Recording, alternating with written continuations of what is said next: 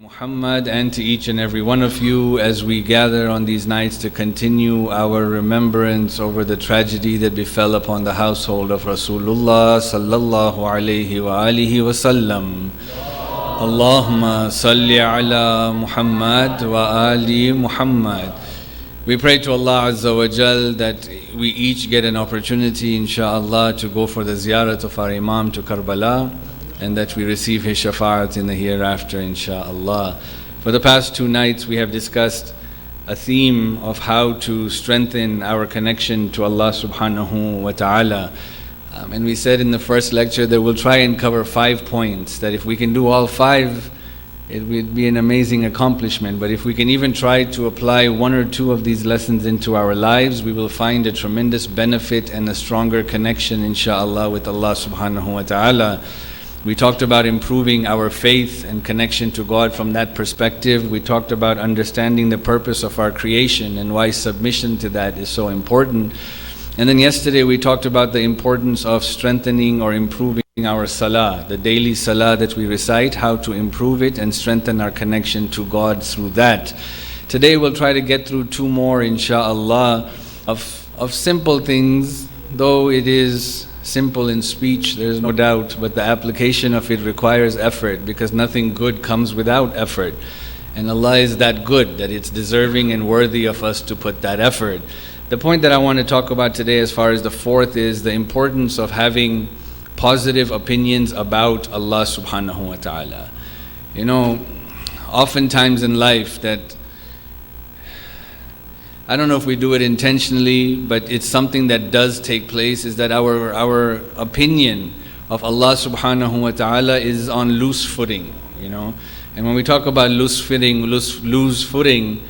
what we're talking about is that, you know, when life is good, my connection to God is relatively good. I feel good about God, I have good thoughts about Allah subhanahu wa ta'ala, I have good opinions about Allah subhanahu wa ta'ala. But the moment things begin to unravel for me, and they will always unravel, life is never consistently good, and we'll talk about that a bit later, I find that my connection to God at those moments loses its power. Yeah? Maybe my salah that I was so happy to do sajda to Allah because things are so good, I find myself doing sajda less frequently to Allah subhanahu wa ta'ala. Right? The good vibes that I was feeling about God, they're often not there when things are not going so good. And Allah subhanahu wa ta'ala, interestingly, you know, He talks about this in the Quran. In Surah Al-Hajj, verse number 11, Allah subhanahu wa ta'ala says, وَمِنَ النَّاسِ مَنْ يَعْبُدُ اللَّهَ عَلَى حَرْفٍ. He says, from amongst the people, there are those who worship Allah subhanahu wa ta'ala on a harf. Harf here is basically on the fringes, on an edge, right? Meaning that they are not in a stable position in their worship of God, but rather they are in this unstable position. Why? فَإِنْ أَصَابَهُ خَيْرٌ إِطْمَأَنَّ بِهِ. That when something good befalls them, you find that their heart is at rest with Allah. Things are good. Yeah, how can I complain? Alhamdulillah, all these dhikr of Alhamdulillah we would do. But then Allah says, وَإِنْ أَصَابَتْهُ فِتْنَةٌ إِنْقَلَبَ عَلَى وَجْهِهِ. Yeah, that when something negative happens to him, you find that they turn away from Allah subhanahu wa ta'ala. Their heart turns away from Allah. And this is what He calls people who worship Allah subhanahu wa ta'ala on that harf, yeah, on that loose footing where they're not firm in their opinions of Allah subhanahu wa ta'ala. What's interesting is that this thing is something that we as human beings do when we are children. You know, when we are children, we talked about this in the first lecture a very little bit, but when we are children, our relationship with God is in that way, where when things are going well, we're okay with thanking Allah subhanahu wa ta'ala. But when things are not, maybe like our connection with God is not as strong as it should be. And maybe not just children, but as we get into our teenage years and young adulthood, when we lack that maturity, Allah says that, you know, these type of people, khasira dunya wal akhirah, they have lost both in dunya and they have lost in akhirah. Why? Because their connection to God was not stable, right? Their opinions of Allah subhanahu wa ta'ala fluctuated. The responsibility or the understanding that you and I have to have when it comes to our relationship with Allah subhanahu wa ta'ala is that it should not be dependent upon my lifestyle. Yeah?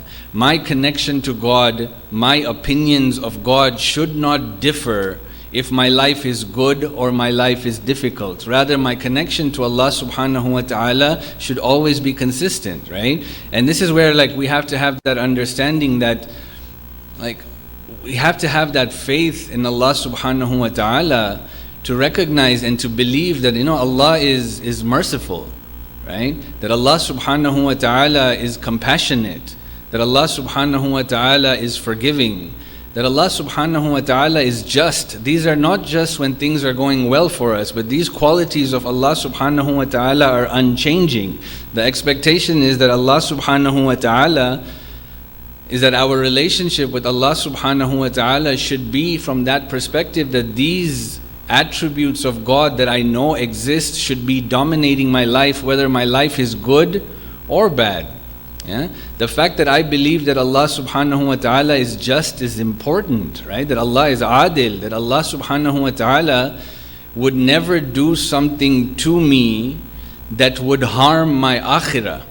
He would never do that. I think that's the problem that sometimes we get to when it comes to our relationship with Allah subhanahu wa ta'ala, is that we look at this relationship based on dunya alone. And so we measure how much God loves me dependent on how much dunyawi success that I have. But this is not the measure of God's justice, right? When we talk about Allah subhanahu wa ta'ala being just or adil, what does that mean, right? Like it doesn't mean equality. We understand that because equality in itself is a form of injustice, because sometimes people may need different things, right? Like if I treat every single person in the same exact way, like we give the example of a classroom, but if I have a classroom and there are 10 students and certain students may need a little bit more help, but I still treat everybody equal, I have been unjust to the students because I should cater to them based on their abilities. When we say that Allah is just, what does that mean? I think we have to understand this concept and believe in it, that the justice of God is that Allah subhanahu wa ta'ala would never deprive any human being with the opportunity for success in akhirah. Yeah? Not dunya.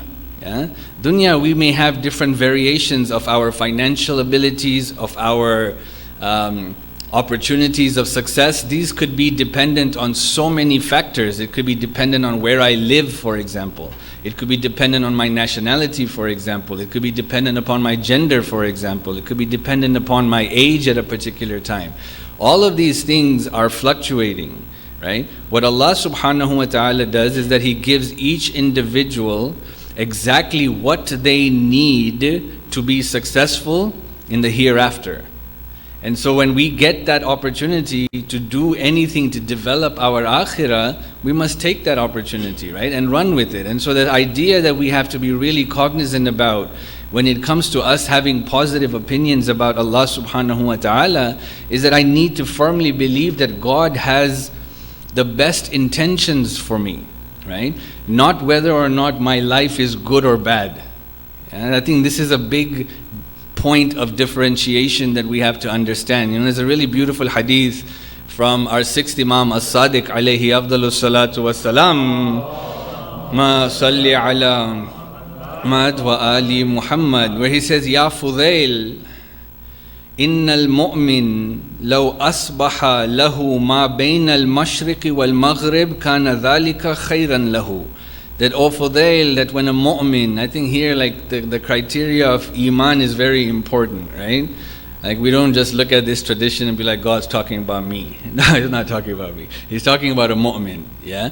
A mu'min who meets the criteria of iman, right? And one who has that criteria of iman, then they would have this understanding that the Imam alayhi salam is trying to get us to have. What does he say? He says that when a mu'min wakes up, and if that they in their possessions have everything that is between the heavens and the earth, that is good for them.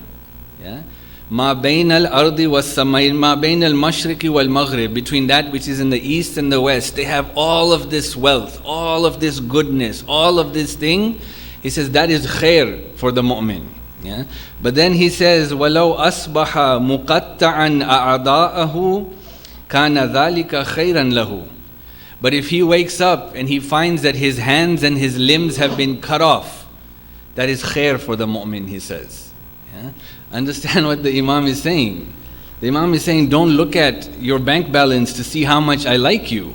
Yeah? Don't look at your health to see how much I like you. Don't look at your material possessions to see how much I like you. Understand, the Imam continues, in anna Allah la yaf'alu bil mu'min illa ma huwa khayrun lahu. Yeah? That Allah subhanahu wa ta'ala will never do anything to a mu'min except that it is good for them, Allah says, the Imam says. Imagine that. I want us to really imagine and understand what the Imam alayhi salam is saying. That no matter what happens to us in our life, right? We have to have that belief that this is where God wants me at this particular moment. Yeah? That this is where I have the highest potential of success. What's success? Not dunyawi success, ukhrawi success. Yeah? Success of the hereafter is what Allah subhanahu wa ta'ala is concerned about. Because in dunya it doesn't matter. Wealth doesn't matter, health doesn't matter. Yes, can it make life a bit easier? Of course. Yeah? But maybe if it becomes a bit easier, I would stray away from Allah subhanahu wa ta'ala. You know, there's this beautiful hadith in which Prophet Muhammad sallallahu alayhi wa alihi wa sallam, Muhammad wa Ali Muhammad, where he basically talks about, and I'm paraphrasing this hadith, but he says that there are people whom Allah subhanahu wa ta'ala has made sick. And he's like, and if Allah had made them healthy, they would not have believed in Allah subhanahu wa ta'ala. Hence He put them through that health issues. But then there are people whom God had made healthy, because if He had made them sick, they would not have worshipped and been obedient to God. So He made them healthy. There are people who are poor, because if He had made them wealthy, they would not have worshipped God.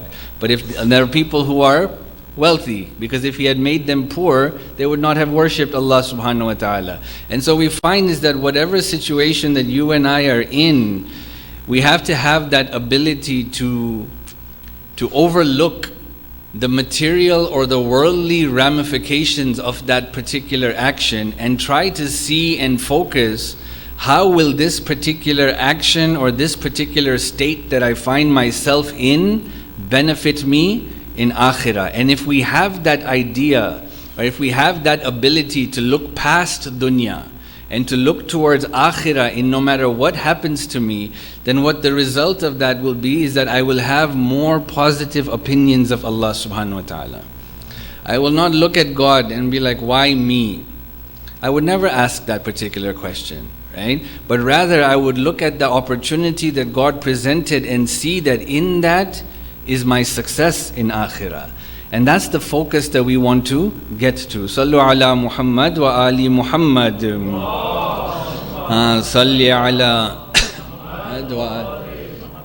Well, obviously, like there are certain things that we have to be mindful of as well, like when we talk about this, right? So like number one, like my state that I'm in, my condition that I find myself in, like sometimes that particular state that I'm in is because I am a victim of my own carelessness, right? And so in that, I can't be like, well, Allah, what's happening here? Baba, you put yourself in that situation. You know what I mean? It was your own actions that caused this. So for example, if Allah gave me wealth, but I didn't budget properly, I squandered it, I didn't help other people with it, now I find myself in financial difficulty, I can't turn to God and be like, well, this is unfair. God can simply turn around and say, you should have budgeted better. I gave you what you needed, right? And so oftentimes you and I have to gauge where we are in life to see whether or not this is a situation that I put myself in, or it's a situation that Allah subhanahu wa ta'ala is trying me. At the end of the day, they are tests. Even if it's a situation that I put myself in, Allah wants to see if I come back to Him. That's the test, right? If I can change my situation, repent, reform, etc. But at the same time, I can't blame God or ask God this question, because sometimes I may have put myself in that situation. So that investigation is really important in our lives.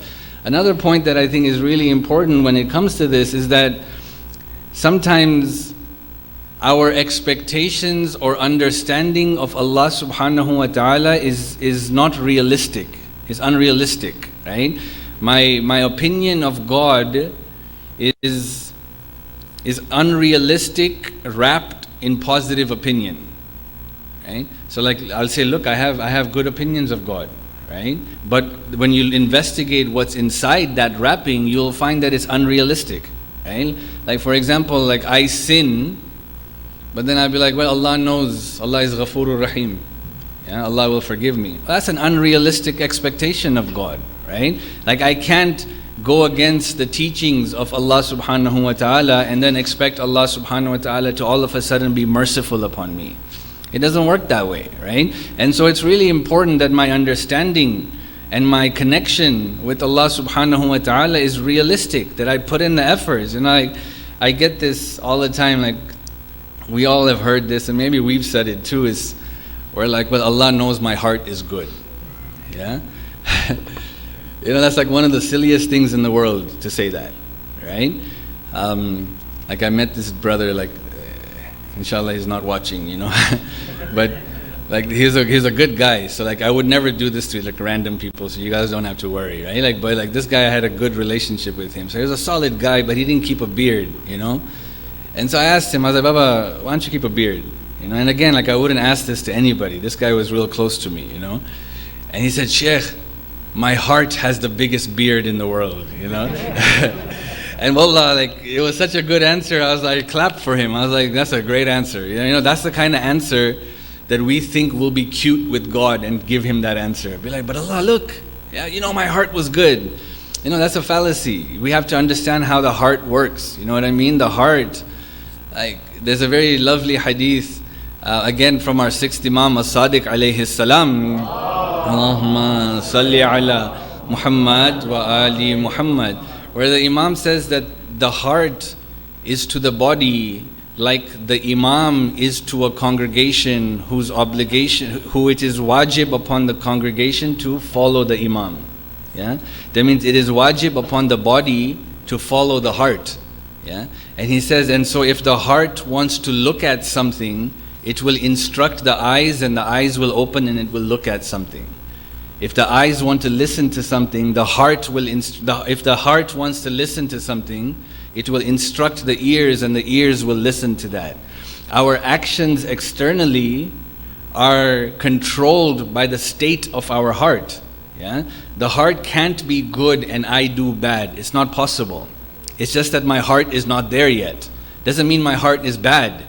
But my heart is not at that level where there is consistency between my intellect and my actions. And so there is always going to be this duplicity. If the heart is solid, my actions will always be solid. And so that's why we focus so much on trying to purify our heart, to try to get our hearts to be better to that point where there is this consistency. And so it's really important, like to come back to this point, that our understanding and our relationship with Allah subhanahu wa ta'ala is not unrealistic, nor is it at a place where I am the victim of my own actions. And so if I want something from God, I have to show Allah subhanahu wa ta'ala that I have the capacity to receive it. Yeah? I want us to understand this point. This is like super important, okay? Like for example, like I want forgiveness from God, right? And so, for example, I read, there's no doubt, is God most forgiving? Obviously, Allah is all forgiving, right? There's nothing that a person will do that Allah would not forgive them, right? Even if a person does shirk, we said that Allah, Inna Allaha yaghfiru dhunuba jami'a, yeah, that except for shirk. But then that's because that person did istighfar. But if a person did tawbah and repented and reformed, even shirk would be forgiven, right? Because they have come back to God now. They're no longer at shirk. So God wouldn't hold them accountable for that. You understand? But Allah says in the Quran, for example, in Surah Al-Zumar, we read this verse, beautiful verse. Allah says, قُلْ يَا عِبَادِيَ الَّذِينَ أَسْرَفُوا عَلَىٰ أَنفُسِهِمْ. He said, say to my servants who have been unjust to themselves. What does unjust mean? That means they have sinned. Yeah? They made mistakes, they did things that they weren't supposed to do. What does Allah say? لا تقنطوا من رحمة الله إن الله يغفر الذنوب جميعا. أحسنتم. He says, do not despair in the mercy of God. Allah will forgive all of your sins. Yeah? Allah will forgive all of your sins. Now does that mean that I can continue sinning till I die and Allah will forgive me? No, but look, See, we read these verses as unconditional, right? Like, look, Allah will forgive all sins, right? But look at the very next verse. Sometimes we just focus on a verse, and then we say, look, it proves my point. But look at the very next verse. What does Allah say? وَأَنِيبُوا إِلَىٰ رَبِّكُمْ وَأَسْلِمُوا لَهُ. Yeah? And so turn back to Allah and submit to what God wants. Yeah? You want my forgiveness. Allah says, I will forgive you. I will forgive everything. But come back to me first. Yeah? Repent to me first. Submit to what I want, because I will not forgive you until you demonstrate to me that you have the capacity to receive my repentance, my forgiveness. Right? And this is where we have to always keep in mind that whatever it is that I want from Allah subhanahu wa ta'ala, I have to demonstrate to Allah subhanahu wa ta'ala that I have the capacity to use it correctly. Right? Like if I want more wealth from God, I can sit there and I'll be like, God, Allah, give me this, please, give me that. But if I am not demonstrating to Allah that I can use His wealth correctly, then why would God give me more wealth? Right? So if, for example, I don't know how to budget and I spend wildly and I don't help out those who are needy, right? Then why is Allah going to give me more wealth? I have to show God that I have the capacity for it, right? If, for example, I want knowledge from Allah subhanahu wa ta'ala, I have to demonstrate God that I, right now, use the knowledge that He has given me and act on it, right? So if I have a ton of knowledge, none of us can deny we have a ton of knowledge about different things, but how much application of that knowledge is there in our lives, right?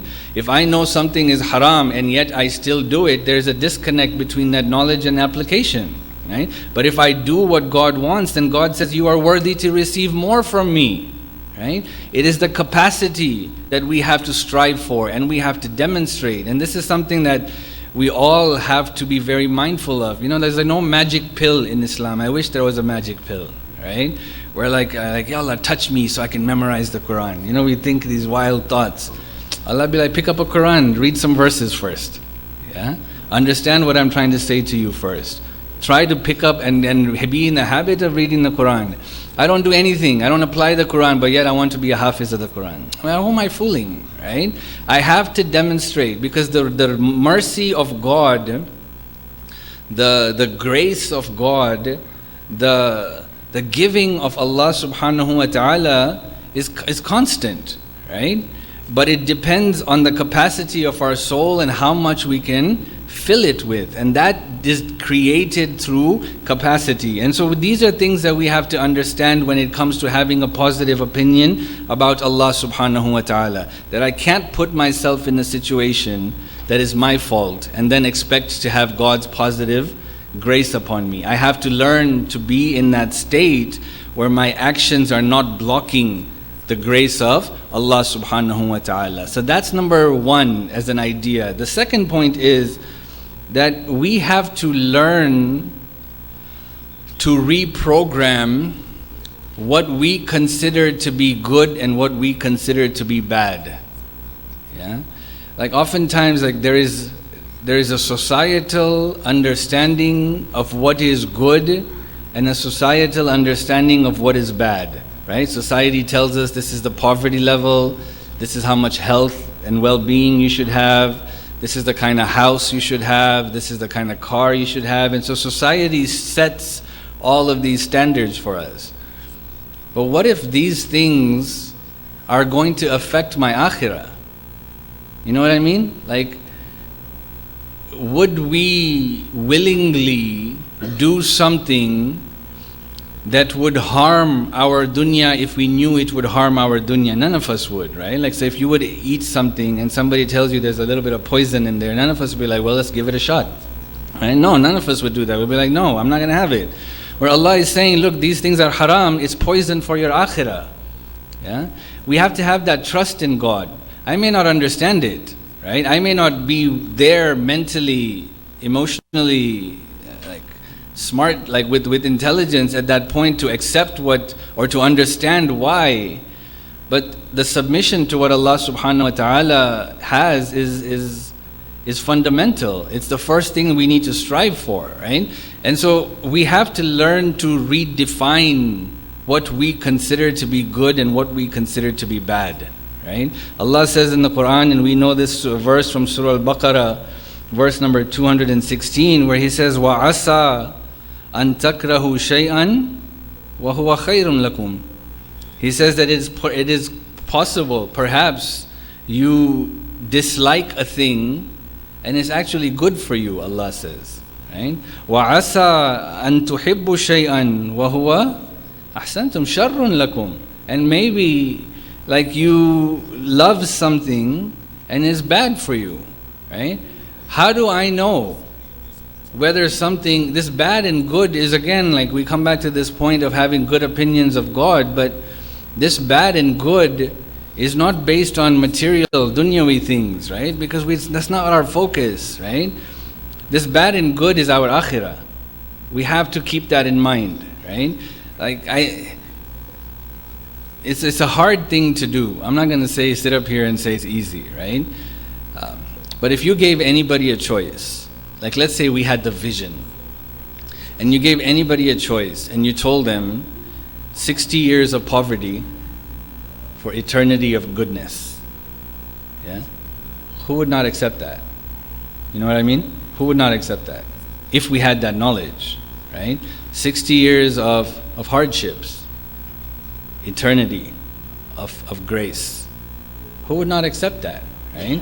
But the problem is that our vision hasn't extended that far. Our vision is just here, right? But if we learn to look long term towards our akhirah, then what we begin to do is we begin to redefine what we consider to be good and what we consider to be bad. And we learn to submit to what Allah subhanahu wa ta'ala tells us is good and what Allah tells us is bad. I submit to that. Yeah?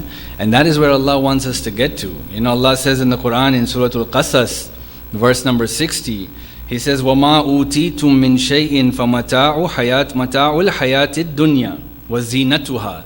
He says that whatever is with the people, yeah, and whatever the people have been given, He says it is only for the enjoyment of this worldly life and an adornment. It is a zina.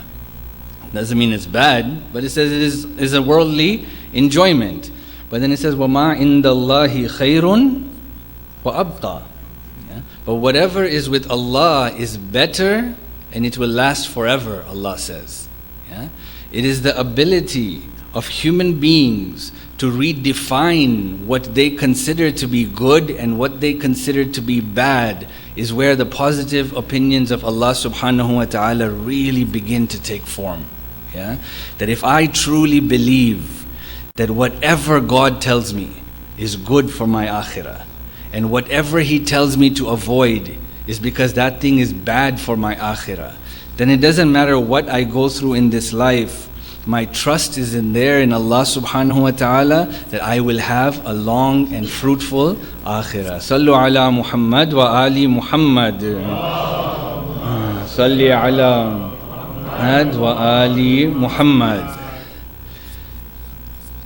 And then if that is where I have gotten to, you know, like where I've gotten to this point, if we can reach this point, it's an amazing point to get to, right? Where I put that positive opinions of Allah and the trust in Him that everything that will happen will be good for me long term. What will also that will happen is that it will make us realize that this world that we're in is nothing but tests, yeah? And that everything that happens to me in this world is simply a test from Allah subhanahu wa ta'ala. And these tests have purposes, you know. I'll just go through a couple of purposes and for us to realize the value of these tests. These tests are good. They're good for us. They're good for us to be examined in the way Allah subhanahu wa ta'ala examines us. Some of these things are clear. Number one, we are tested by Allah subhanahu wa ta'ala in this world to distinguish one believer from the other. Yeah? And this is really important for us to understand, you know. We're all believers, but we're not the same, yeah, as far as our daraja in akhirah, right?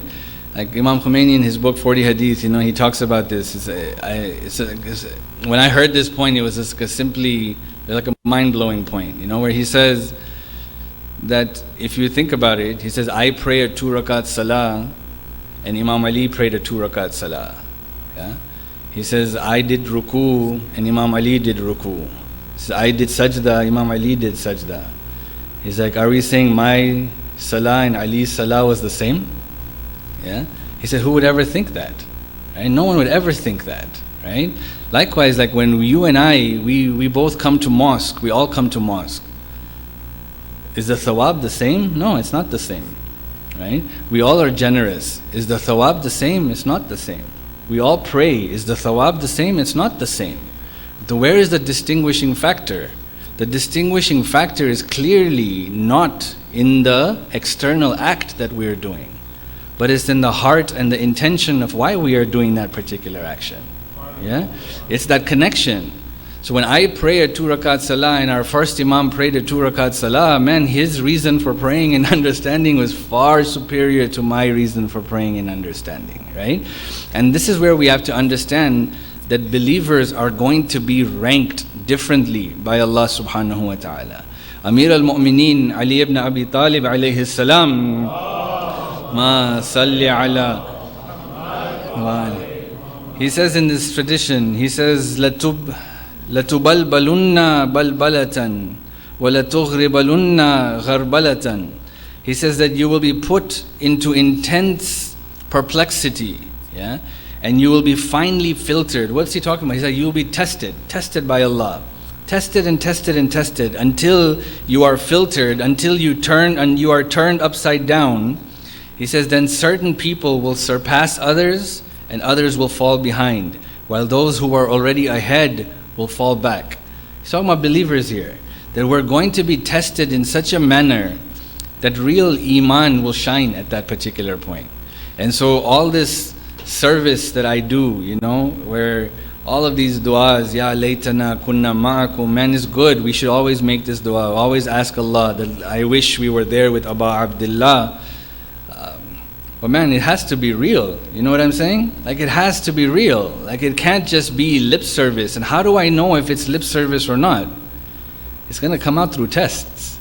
Yeah? It's going to come out through tests. And so expect tests. But if I am tested knowing that this is there for my betterment of akhirah, there are more chances that I will pass this test the way God wants me to do it. And so don't stumble with tests, right? And even if you stumble, don't stop struggling for Allah subhanahu wa ta'ala. We will get knocked down so many times in life, so many times. What does Allah expect? Allah just expects you to stand up again and try again. Yeah? Like I'll tell you like something that's really important for us to understand, that Allah subhanahu wa ta'ala is not concerned with the results. He's not concerned with the results. Allah subhanahu wa ta'ala is concerned with the struggle. Yeah? How much do we struggle in this world? For Him, right? Like how much do we put in the effort to become better people?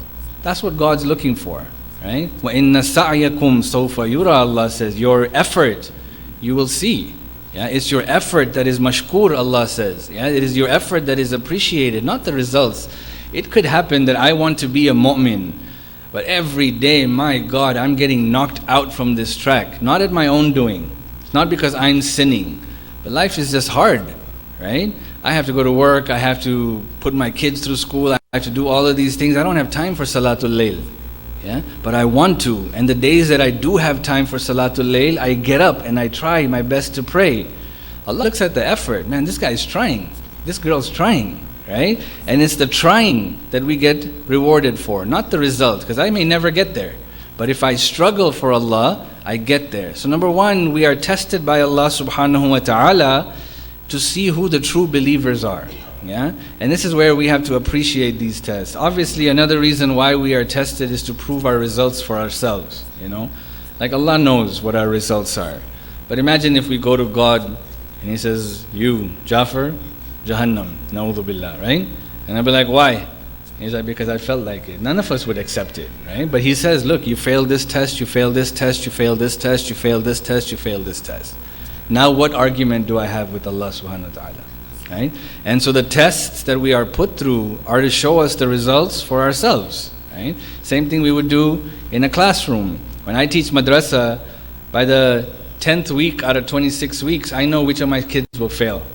Yeah, I just know it. But it's not like I can just give them an F. I let them prove it, right? And sometimes I am proved wrong, right? But God's never going to be proved wrong. But He still will test us to show us. Another reason why we are tested, and I think this is important, is that so that we will remember Allah more frequently, right? Like when life is good, we don't tend to remember God as much. You know what I mean? Like when's the last time like we remembered God when the light switch turned on and the electricity worked? You know, like when the car started, how many of us said Alhamdulillah? But I bet you when the car didn't start, I remembered God, you know? When the internet went down, man, I remembered God at that time, you know? But the point is that if life was constantly good, I would forget about Allah subhanahu wa ta'ala, right? And if life was constantly bad, I would lose hope in Allah subhanahu wa ta'ala. And so what you find is life is like a wave, right? Up and down, up and down. And it's in this up and down that we remember God at all times, right? And so tests are important for that. Obviously tests give us rank and daraja, but I think one of the most important reasons why we are tested is that it helps us be detached from dunya. Yeah? Understand this point, right? The way the soul works, right? Human nature is that when we enjoy certain pleasures, our attachment to those pleasures increase. You know what I mean? So like, I give the example of biryani all the time, you know what I mean? Like if you have a really solid plate of biryani, your desire for that biryani increases, does it not? Of course, right? As opposed to a person who's never had that biryani before, right? Their attachment to it is not as great, but my attachment to it, because I've had a solid plate of biryani, is greater. But if I ate something that was harmful for me, right? So like the one time in my life I ate sushi, at one time. I had a stomach ailment and I threw up, right? Had nothing to do with the sushi, I just got sick. But since that day I've never eaten sushi again, because in my mind I have linked it to something bad, right? And so what you find is that when there is an attachment to something, our heart desires it more. Allah tries us in dunya and makes it difficult for us so that our heart is attached to akhirah, not dunya. Yeah? It's a really important point. Yeah, a really important point for us to understand. So don't get caught up in like, why did this happen? Why? No. Maybe Allah is saying you're too attached to dunya. Yes, I'm going to try you. Right? These points are really important for us to understand why we're tested. But at the same time, the understanding is that we're always being tested by God. So it's not just when things go wrong, but even when things are going well, we are being tested by Allah subhanahu wa ta'ala. And so that we have to keep this in mind, that we have to be constantly on guard. And this question is something that I've thought about a lot, right? Like, because again, like I can only look at my life, right? And when I look at my life, like I'm not gonna lie, like my life obviously has ups and downs. Everybody has ups and downs, but if I compare myself to somebody living in a really impoverished state, like I'm grateful for the life that I have, right? And so I often think like, where is my test? Because we identify tests with things which are negative, right? Like bad health, lack of wealth, lack of resources, lack of safety and security. These are things we consider tests. But what Allah is saying is that your security is a test. Your wealth is a test. Your health is a test. But what does He want from us with that, right? That's something that we have to understand. So obviously, like shukr is part of it, like where I'm grateful for what I have. We'll talk about the next point in more detail, so I'll skip over that. But I think one of the things that our good state, our good hal, and the expectation that comes from that is that Allah is giving us an opportunity of comfort to test us if we are ready to rise our iman closer to Him. Yeah? You understand? Like, if I have ease, and let's say I have good health. Let's just say I have good health. And let's say I have an income, and I have doesn't matter, the size of my income doesn't matter, I have an income. The size of my house doesn't matter, I have a house. The health I have. Now God says, I have done all this for you. Does this guy wake up for Salatul Layl now? Yeah? That's my test. Yeah? If I already have Iman, my job is to do what? To have more Iman. Yeah? To continue to grow. And it could be that our test would be that Allah says, I gave you every opportunity to be the better servant that you could. But you didn't take that opportunity. So keep these points in mind, right? At the end of the day, all of these points that we've talked about creates one important point, and that is that our connection and our opinion of God should be better. And if we have a better opinion of God, then no matter what challenges life throws our way, we can deal with them the way God wants us to deal with them. Sallu ala Muhammad wa ali Muhammad. Salli ala Muhammad. Last point before we get to Masaib, and that is the fifth point. So we've talked about 4 things over the course of these nights of how to strengthen our connection. This point is very important, right? But we'll be very quick on it.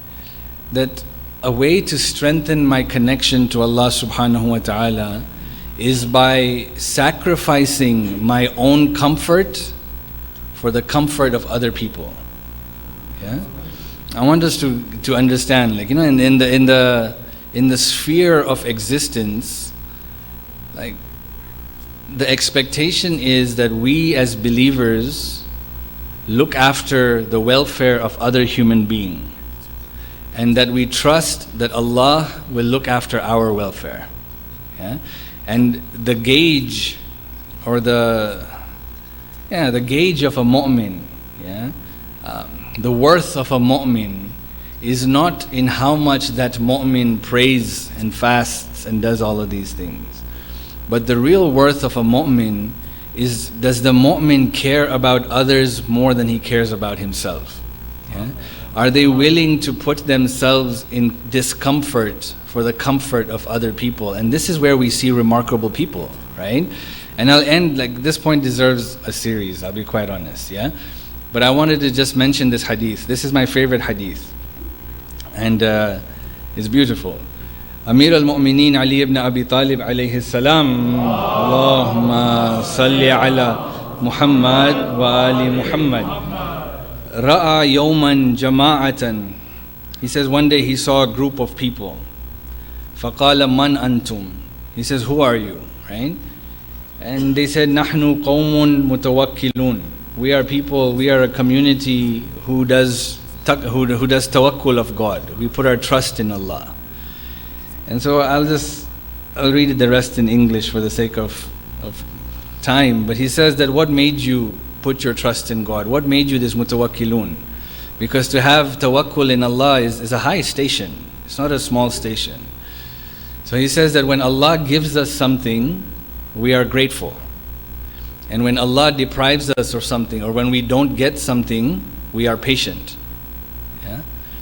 Again, what did they say? They say that when God gives us something, we are grateful. And when God does not give us something, we are patient. You would think like, mashallah, right?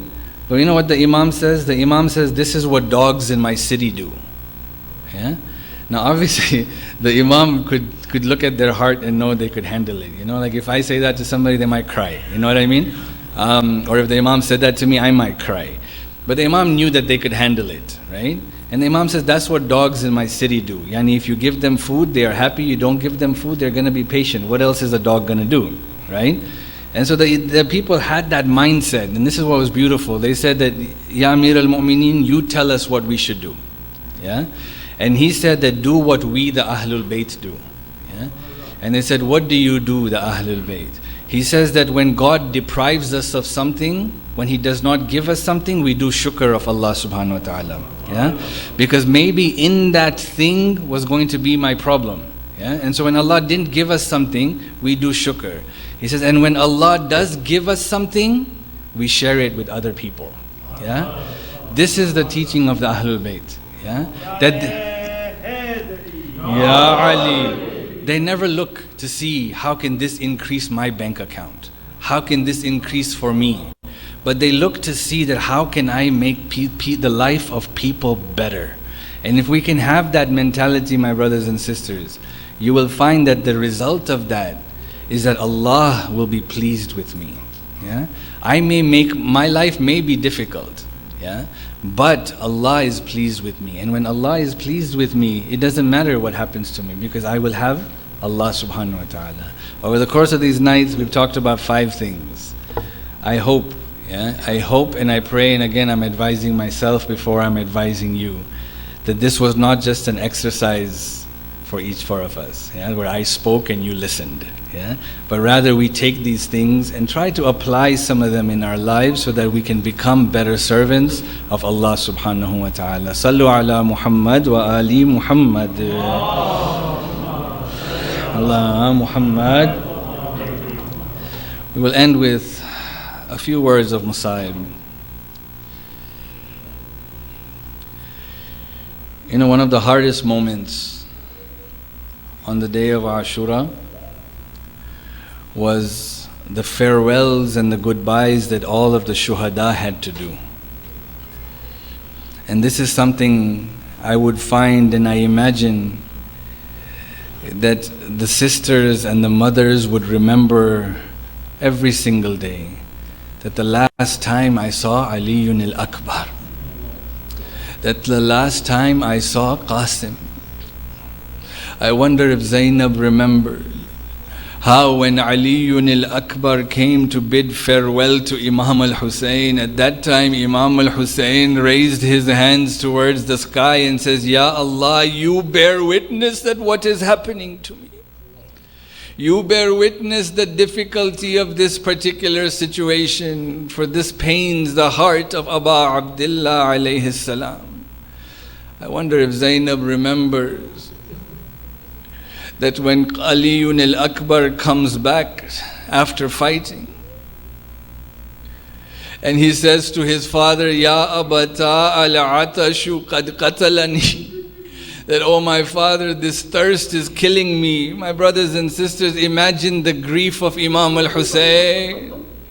When a child would come to us, be it our child or not, and they ask for water, we would go to any extent to provide this water. But Hussein was in no position to do so. Hussein says, my child, what you ask your father hurts him. It is difficult for him to hear. And I don't think Aliyun al-Akbar meant anything. He was simply saying to his father, this thirst is very difficult. But look at the akhlaq of Aliyun al-Akbar, that when Aliyun al-Akbar fell on the battlefield, he did not say to his father, come to me, O Hubab. But what did he say? He said, Oh Abata, Ya Abata, oh my father, my thirst has been quenched already. My grandfather has given me the cup of Kawthar. Do not have a broken heart anymore, oh my father. I wonder if Zainab remembered the farewell of Imam al-Hussein. It is said that when Imam al-Hussein came to the tent, this was the final man who was about to go. Everyone knew what would happen. Anyone who had come to bid farewell never returned. And so now that Imam was coming, they all knew that this was the final time they would see the Imam. It is said at this time, Sakina rushes out to see her father. The Imam places the head of Sakina on his chest. And the Imam says to Sakina that, Sakina, after my death you will have much time to cry for me. But Sakina, do not cry now, for it breaks the heart of your father. And the Imam bid farewell. فَسَيَعْلَمُ الَّذِينَ ظَلَمُوا أَيَّ مُنْقَلَبٍ يَنْقَلِبُونَ وَالْعَاقِبَةُ لِلْمُتَّقِينَ إِنَّا لِلَّهِ وَإِنَّا إِلَيْهِ رَاجِعُونَ. We ask Allah subhanahu wa ta'ala to hasten the return of our Imam.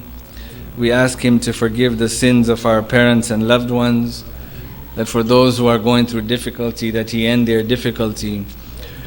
For those that have asked us to pray for them, Ya Allah, accept their hajat. ربنا تقبل منا إنك أنت السميع العليم وتب علينا إنك أنت التواب الرحيم. ماتم حسين.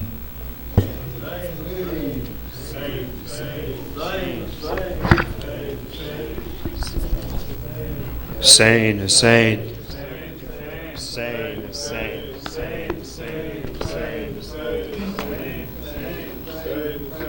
Oh my Abbas, if you were here. Oh my Abbas, if you were here.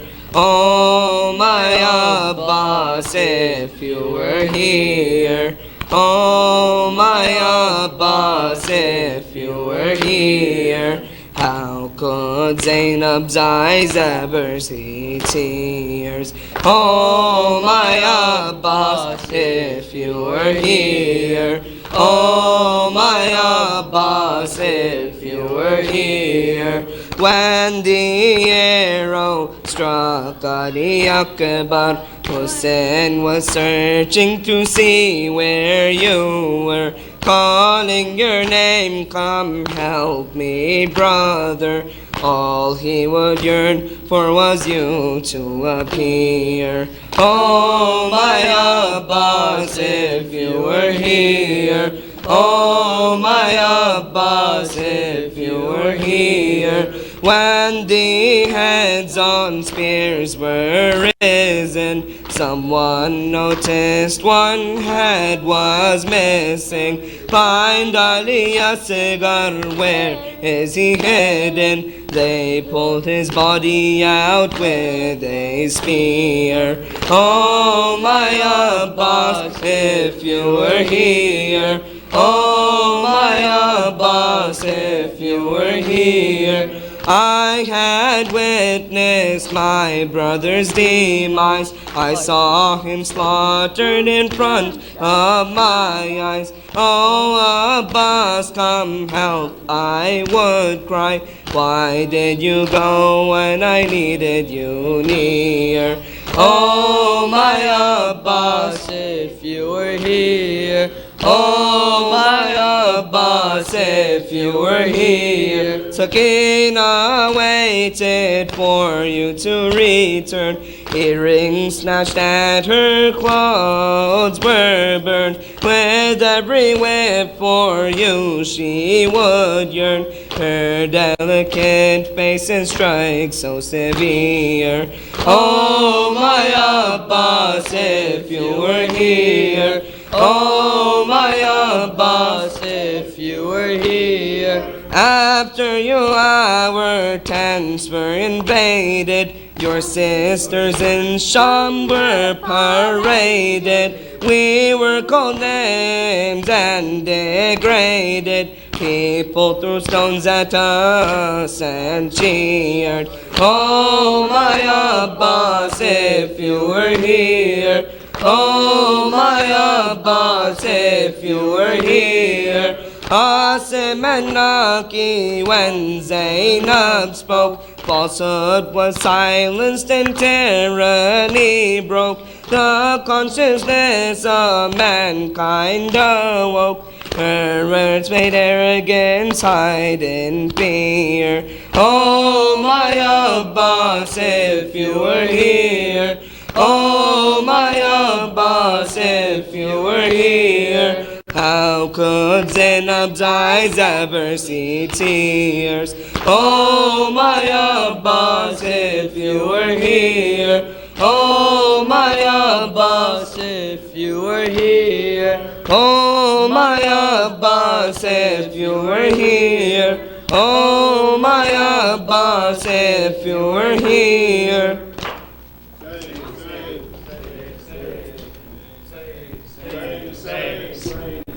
Hussein, Hussein, Hussein, Hussein, Hussein, Hussein, Hussein, Hussein, Hussein, Hussein, Hussein, Hussein, Hussein, Hussein, said Hussein on the day of Ashura, oh my son, oh Ali Akbar, oh Ali Akbar.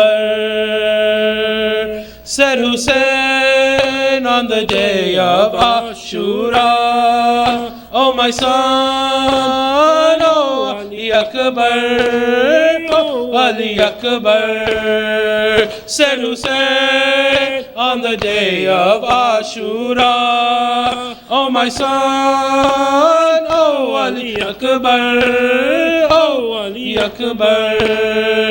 I'm trying to find you, but I have lost my sight. How can I search for you? My feet are faltering. I'm looking for you. I'm searching for you. Hussein, Hussein, on the day of Ashura, oh my son, oh Ali Akbar, oh Ali Akbar.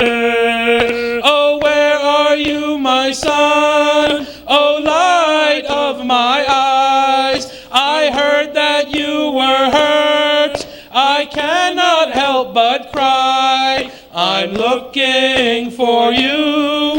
I'm searching for you. Said Hussein on the day of Ashura, oh my son, oh Ali Akbar, oh Ali Akbar. Said Hussein on the day of Ashura, oh my son, oh Ali Akbar, oh Ali Akbar. The spear is in your heart and tears are in your eyes. How can I take it out? How can I see you die? I'm crying for you. I'm crying for you. Said Hussein on the day of Ashura, oh my son, oh Ali Akbar, oh Ali Akbar. I've taken out the spear, but you have stopped breathing. Tell me how I can breathe.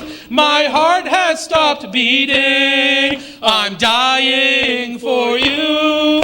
I'm dying for you. Said Hussein on the day of Ashura, oh my son, oh Ali Akbar, oh Ali Akbar.